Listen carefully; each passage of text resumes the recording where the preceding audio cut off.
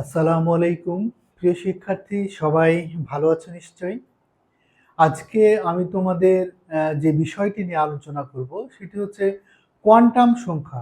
Quantum সংখ্যা শব্দটার অর্থ যে পরমাণুতে ইলেকট্রনের শক্তি স্তরের আকার, আকৃতি, ত্রিমাত্রিক দিক বিন্যাস, ইলেকট্রনের ঘূর্ণনের দিক নির্দেশক চারটি রাশি আছে।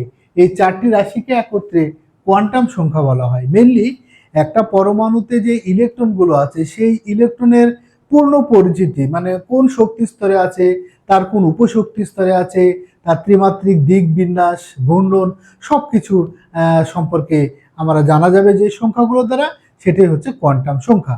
কোয়ান্টাম সংখ্যা মূলত চার প্রকার। এক, প্রধান কোয়ান্টাম সংখ্যা; দুই, সহকারী কোয়ান্টাম সংখ্যা; তিন, চুম্বকীয় কোয়ান্টাম সংখ্যা; চার নম্বর, ঘূর্ণন কোয়ান্টাম সংখ্যা। আমরা একে একে সেই কোয়ান্টাম সংখ্যাগুলো সম্পর্কে একটু ধারণা নেব। প্রথমে আসি প্রধান কোয়ান্টাম সংখ্যা। আসলে প্রধান কোয়ান্টাম সংখ্যা বিষয়টাই দেখো, যাকে আমরা বলে থাকি শক্তি স্তর, কক্ষপথ বা অরবিট।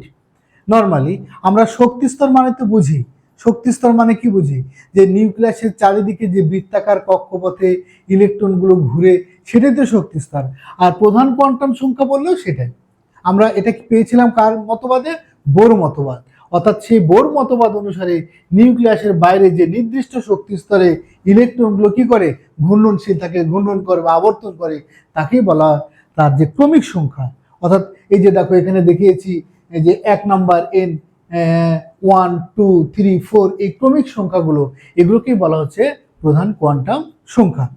এখন সেই প্রধান কোয়ান্টাম সংখ্যাকে কিন্তু স্মল এন দিয়ে প্রকাশ করা হয়। অর্থাৎ এখানে এই যে স্মল এন দিয়ে প্রকাশ করা হয়।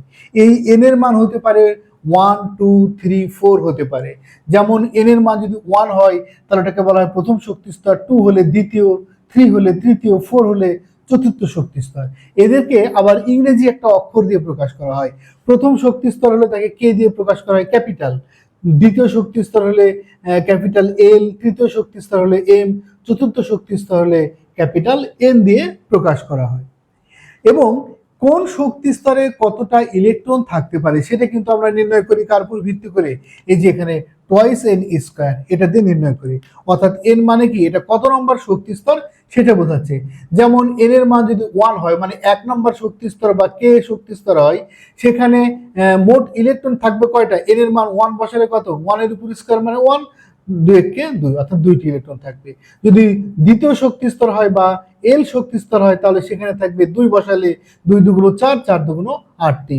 অনুরূপভাবে তৃতীয়, চতুর্থ, এখানে এন এর মান 3, 4 বসালে কত হবে? তৃতীয় শক্তি স্তরে হবে 18টি, চতুর্থ শক্তি স্তরে হবে 32টি। এই হচ্ছে ইলেকট্রন সংখ্যা। এটা গেল আমাদের প্রধান কোয়ান্টাম সংখ্যা। মূলত এই প্রধান কোয়ান্টাম সংখ্যা দ্বারা নিউক্লিয়াসের চারিদিকে যে বৃত্তাকার কক্ষপথে ইলেকট্রন ঘুরে, সেই ইলেকট্রনের কি বোঝানো হয়? আকার বোঝানো হয়, একটা নির্দিষ্ট আকার। এবার আমরা দেখব সহকারী কোয়ান্টাম সংখ্যা। দেখো যে প্রধান কোয়ান্টাম সংখ্যা অর্থাৎ শক্তি স্তর, এই শক্তি স্তরে যে ইলেকট্রনগুলো রয়েছে সেই শক্তি স্তর কিন্তু নির্দিষ্ট সংখ্যক কতগুলো আবার উপশক্তি স্তরে বিভক্ত। অর্থাৎ এই ইলেকট্রনগুলো প্রধান কোয়ান্টাম সংখ্যা মানে শক্তি স্তর বা কক্ষপথের যে উপশক্তি স্তরে রয়েছে তা প্রকাশ করা হবে যে সংখ্যা দিয়ে। এটাকেই মেনলি বলবো আমরা সহকারী কোয়ান্টাম সংখ্যা, বা বিজ্ঞানী সমারফিল্ড এই কোয়ান্টাম সংখ্যা সম্পর্কে ধারণা দিয়েছিলেন বলে এটাকে সমারফিল্ড কোয়ান্টাম সংখ্যাও কিন্তু বলা হয়। তাহলে এক কথায় এই সমারফিল্ড কোয়ান্টাম সংখ্যা মানে সহকারী কোয়ান্টাম সংখ্যা বা উপশক্তি স্তর, এইটা কিন্তু প্রধান কোয়ান্টাম সংখ্যা মানে মেনলি শক্তি স্তর বা কক্ষপথের উপর নির্ভর করবে।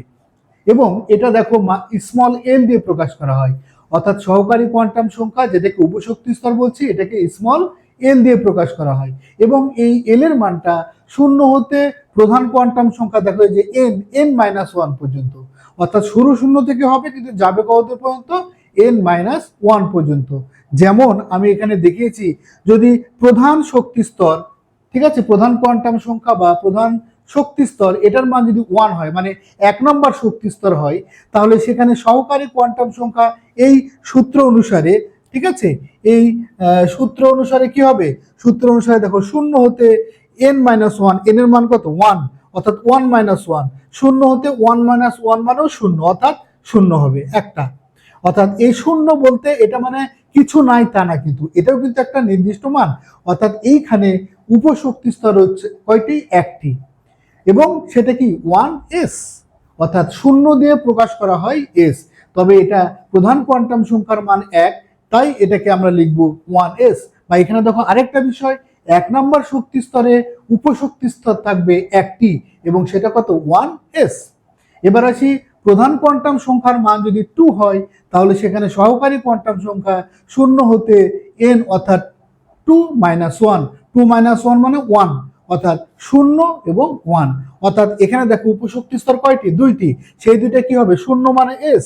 তবে এটা কত নম্বর শক্তি স্তর, 2 নম্বর, অর্থাৎ টোয়াইস s, আর 1 মানে p, অর্থাৎ টোয়াইস p। দেখো এই যে 2 নম্বর শক্তি স্তরে কয়টি উপশক্তি স্তর, দুইটি। যেটা যত নাম্বার শক্তি স্তর তাতে উপশক্তি স্তর থাকবে ততটা। এবার দেখো যদি প্রধান কোয়ান্টাম সংখ্যা শক্তি স্তর 3 হয় তাহলে সেখানে সহকারী এল এর মান হচ্ছে কত, শূন্য থেকে এন কত 3-1, 3-1 মানে শূন্য থেকে 2 পর্যন্ত যাবে। শূন্য থেকে 2 মানে কি, এটা তোমার 0, 1, 2 তিনটা, অর্থাৎ এখানে উপশক্তি স্তর থাকবে তিনটি, সেই তিনটিকে শূন্য হলে এস, তবে 3 নম্বর শক্তি স্তর, তাই থ্রাইস এস, 1p, অর্থাৎ থ্রাইস p, 2 মানে ডি, থ্রাইস ডি। 3 নম্বর শক্তি স্তর, তাই সেখানে উপশক্তি স্তর থাকছে তিনটি। এবার আসি 4 নম্বর শক্তি স্তর যদি হয় তাহলে সেখানে সহকারী কোয়ান্টাম সংখ্যা বা উপশক্তি স্তরের মান কি, শূন্য হতে 4-1, অর্থাৎ 4-1 অর্থাৎ 3, অর্থাৎ 0 থেকে 3 পর্যন্ত যাবে, 0, 1, 2, 3। উপশক্তি স্তর কয়টা হলো, 4টি, সেই 4টা কি, এটা চতুর্থ শক্তি স্তর, তাই 0s অর্থাৎ 4s, 1p অর্থাৎ 4p, 2 মানে ডি, সেটাকে টোয়াইস 4d, এবং 3 মানে হয় এফ, 4 নম্বর শক্তি স্তর, তাই 4f। এই হলো তোমার মোটামুটি উপশক্তি স্তর বা সহকারী কোয়ান্টাম সংখ্যা। এক কথায় আমরা কি পেলাম, প্রধান কোয়ান্টাম সংখ্যার মান যা হবে এখানে সহকারী কোয়ান্টাম সংখ্যা হবে ততটা। 1 নম্বরে একটা, 2 নম্বরে দুইটা, 3 নম্বরে তিনটা, 4 নম্বর প্রধান কোয়ান্টাম সংখ্যা বা শক্তি স্তরে উপশক্তি স্তর থাকবে 4টি। এই হলো আমাদের সহকারী কোয়ান্টাম সংখ্যা। এবার আমরা দেখব 3 নম্বর, অর্থাৎ চুম্বকীয় কোয়ান্টাম সংখ্যা। দেখো চুম্বকীয় কোয়ান্টাম সংখ্যা বিষয়টা কি, আমরা জানি একটা পরমাণুর কেন্দ্রে থাকে নিউক্লিয়াস, যে নিউক্লিয়াসের আধান হয় কেমন, ধনাত্মক। এবার এই নিউক্লিয়াসের চারিদিকে বিভিন্ন শক্তি স্তরে যে ইলেকট্রনগুলো থাকে তাদের আধান হয় ঋণাত্মক। এই যে কেন্দ্র ধনাত্মক, বাইরের দিকে যে নিউক্লিয়াসের বাইরে ইলেকট্রন সেগুলো ঋণাত্মক। এই ধনাত্মক এবং ঋণাত্মক এই চার্জযুক্ত ইলেকট্রন থাকার জন্য পরমাণুর ভেতরে কিন্তু একটা বিদ্যুৎ ক্ষেত্র এবং এই প্রভাবেই চুম্বক ক্ষেত্রের সৃষ্টি হয়। তাহলে ভেতরে পরমাণু নিউক্লিয়াসে ধনাত্মক আধান, বাইরের দিকে থাকছে ইলেকট্রন ঋণাত্মক আধান, এর জন্য ভেতরে হচ্ছে একটা বিদ্যুৎ ক্ষেত্র, এর প্রভাবে কিন্তু একটা চুম্বক ক্ষেত্রের সৃষ্টি হয়। আর এই চুম্বক ক্ষেত্রের প্রভাবেই কিন্তু ইলেকট্রন যে বিভিন্ন অরবিটালে থাকে সেই অরবিটালে ত্রিমাত্রিক দিক স্থিতি বা ওরিয়েন্টেশন ঘটে থাকে। আর এটা প্রকাশের জন্য যে সংখ্যা আমরা ইউজ করবো সেটাই হচ্ছে চুম্বকীয় কোয়ান্টাম সংখ্যা। এটা অবশ্য বিজ্ঞানী জিম্যান এই সম্পর্কে ধারণা দিয়েছিলেন। তো এখন আসি, আমরা যেমন সহকারী কোয়ান্টাম সংখ্যা যেমন বলেছিলাম, সহকারী কোয়ান্টাম সংখ্যা প্রধানের উপর নির্ভর করবে, এখানে চুম্বকীয় কোয়ান্টাম সংখ্যা তারা নির্ভর করবে কার উপর, সহকারীর উপর। যার জন্য দেখো এখানে চুম্বকীয় কোয়ান্টাম সংখ্যার মান বের করাটা, দেখো এটাকে ম্যাগনেটিক কোয়ান্টাম সংখ্যা এম দিয়ে প্রকাশ করছি চুম্বকীয়, এবং যেটা এই যে সহকারী কোয়ান্টাম সংখ্যা এল, সেই এল এর উপরই নির্ভর করছে, কিভাবে, -L হতে 0 সহ +L পর্যন্ত। তার মানে কি, এই চুম্বকীয় বা ম্যাগনেটিক কোয়ান্টাম সংখ্যা মেইনলি সহকারীর উপরই নির্ভর করছে, কেননা সহকারী দেখো -L থেকে +L পর্যন্ত, এটাই হচ্ছে চুম্বকীয় কোয়ান্টাম সংখ্যা। এখন আমরা বিভিন্ন উপশক্তি স্তরের জন্য সহকারী কোয়ান্টাম সংখ্যা মানে সেগুলো কিন্তু ছিল বিভিন্ন উপশক্তি স্তর, যাকে এল দিয়ে প্রকাশ করেছিলাম। এবং এল এর মান দেখো, উপশক্তি স্তর যদি এস হয়, আমরা উপশক্তি স্তর দেখেছিলাম কি এস, পি, ডি, এফ। যদি এস হয় তাহলে সেখানে সহকারী কোয়ান্টাম সংখ্যা 0, অর্থাৎ 0 হলে এস বা এস হলে সেটা 0। যদি উপশক্তি স্তর এস হয় তাহলে সেখানে সহকারী এল এর মান হবে 0, শূন্য হলে সেখানে ম্যাগনেটিক কি হবে, এই যে মাইনাস এল হতে প্লাস এল, এল এর মান কত শূন্য, তাহলে মাইনাস শূন্য থেকে প্লাস শূন্য, তার মানে কি শূন্যই হবে। অর্থাৎ এখানে অরবিটাল হলো কিন্তু একটি, ঠিক আছে। অর্থাৎ চুম্বকীয় কোয়ান্টাম সংখ্যা মূলত মোট অরবিটাল সংখ্যা কিন্তু নির্ণয় করা হয়। চুম্বকীয় কোয়ান্টাম সংখ্যা মানে কি, মোট অরবিটাল। উপশক্তি স্তরে তাহলে দেখো এখানে এস উপশক্তি স্তরে চুম্বকীয় কোয়ান্টাম সংখ্যা এখানে মান হলো 0 অর্থাৎ একটা, সেই জন্য অরবিটাল একটি। এবার আসি উপশক্তি স্তর যদি পি হয় তাহলে সেখানে সহকারী কোয়ান্টাম সংখ্যা এল এর মান হয় 1। 1 হলে সেখানে ম্যাগনেটিক চুম্বকীয় কোয়ান্টাম সংখ্যা কি হবে, এই যে মাইনাস এল থেকে শূন্য সহ প্লাস এল, মানে -1, এল এর মান -1 থেকে শূন্য সহ +1 পর্যন্ত। তার মানে কি এই মধ্যে কি পড়ে -1 0 +1, অর্থাৎ এখানে অরবিটাল হলো কয়টা, 1 2 3টা, অরবিটাল 3টি। এবার আসি উপশক্তি স্তর যদি ডি হয় তাহলে সেখানে সহকারী অর্থাৎ এর মানটা হয় 2। 2 হলে এখানে ম্যাগনেটিকের মান কত হবে, -2 থেকে এই যে -2 থেকে শূন্য সহ +2 পর্যন্ত। তাহলে -2 থেকে শূন্য সহ +2 এর মধ্যে কি কি পড়ে, -2 থেকে +2 এর মধ্যে -2 -1 0 +1 +2, অর্থাৎ মোট এখানে অরবিটাল হলো কয়টা, 5টি। এবার আসি উপশক্তি স্তর যদি এফ হয় সেখানে সহকারী কোয়ান্টাম সংখ্যা এল এর মান হবে 3, এবং 3 হলে এখানে ম্যাগনেটিকের মান হবে -3 থেকে শূন্য সহ +3 পর্যন্ত। অর্থাৎ দেখো মান কি হবে, -3 থেকে +3 এর মধ্যে যা যা পড়ে, -3 থেকে +3 যেতে হলে -2 -1 0 +1 +2 তারপরে হয় +3, অর্থাৎ এখানে মোট পেলাম অরবিটাল কয়টি, 7টি। এই হচ্ছে তোমার চুম্বকীয় কোয়ান্টাম সংখ্যা। অর্থাৎ উপশক্তি স্তরের মধ্যে আবার অরবিটাল সংখ্যা কতটি, এটাই হলো চুম্বকীয় কোয়ান্টাম সংখ্যা।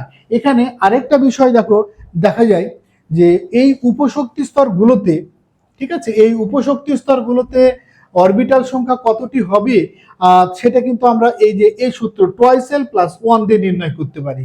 কিভাবে, দেখো উপশক্তি স্তর এস হলে এল এর মান হয় 0, এইখানে এল এর জায়গায় এই মানটা যদি আমি 0 বসাই, 0 বসালে কি হবে, এটা 0 কে 2 দিয়ে গুণ করা মানে 0, 0 + 1 মানে 1, মানে একটি, অর্থাৎ অরবিটালে যে একটি।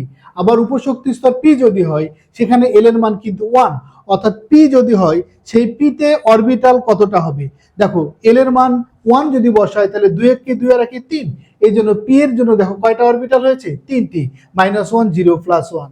আবার যদি হয় উপশক্তি স্তর ডি এল, সেখানে এল এর মান হবে 2, 2 যদি বসায় এল এর জায়গায় তাহলে 2 2 4 আর 5, অর্থাৎ ডি এর ক্ষেত্রে এখানে মোট হবে 5টি, যেখানে দেখো আছে 5টি অরবিটাল 5টি। একইভাবে এফ হলে এল এর মান হয় 3, এখানে এল এর মান বসায় যদি 3 তাহলে 3 2 6 আর 7, এখানে মোট কিন্তু অরবিটাল আছে 7টি।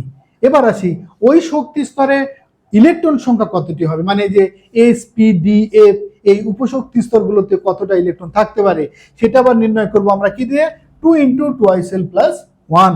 অর্থাৎ এখানে যে এস অর্থাৎ এল এর মান 0, এখানে 0 বসালে কত হবে, ভিতরে 1 হবে, 1 কে 2 দিয়ে গুণ করলে 2, অর্থাৎ এই এস উপশক্তি স্তরে এখানে মোট ইলেকট্রন, ঠিক আছে, এখানে ইলেকট্রন হবে কিন্তু 2টি।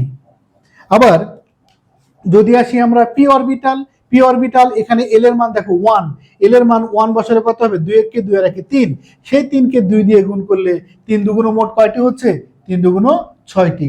এগুলো হচ্ছে কিন্তু ইলেকট্রন সংখ্যা, 6টি ইলেকট্রন হবে। একই রকম যদি সেটা ডি হয় এল এর মান হবে 2, এখানে 2 বসালে কত হবে, 2 2 4 আর 5, 5 কে 2 দিয়ে গুণ করলে কত হবে, অর্থাৎ 10টি ইলেকট্রন হবে। একইভাবে যদি হয় সেটা এফ অর্থাৎ এল এর মান 3 হয়, 3 বসালে 3 2 6 আর 7, 7 2 হবে মোটামুটি 14টি, অর্থাৎ 14টি ইলেকট্রন থাকবে। এই হচ্ছে চুম্বকীয় কোয়ান্টাম সংখ্যা সম্পর্কিত আমাদের ধারণা।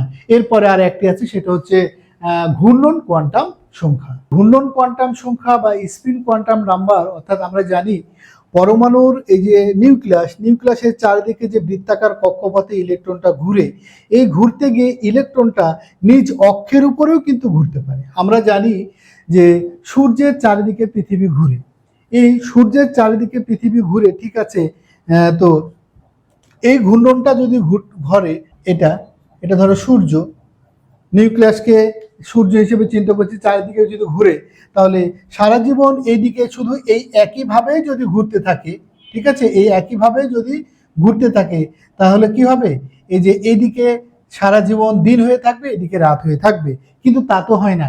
এটা কেন হয় না? এই পৃথিবীটা এই চারিদিকেও আবার নিজ অক্ষের উপরেও ঘুরে। এই ঘূর্ণনটা মেনলি যে ঘূর্ণনের জন্য দিন রাতের সৃষ্টি হয়, এখানে ইলেকট্রনটাও সেম নিউক্লিয়াসের অক্ষের উপরে কিন্তু সে ঘুরতে পারে। এই ঘূর্ণনটা দুইভাবে সম্ভব, একটা ক্লকওয়াইজ যেটাকে ডান দিকে বোঝানো হয়, আর একটা অ্যান্টি ক্লক সেটাকে বিপরীত দিকে বাম দিকে বোঝানো হয়।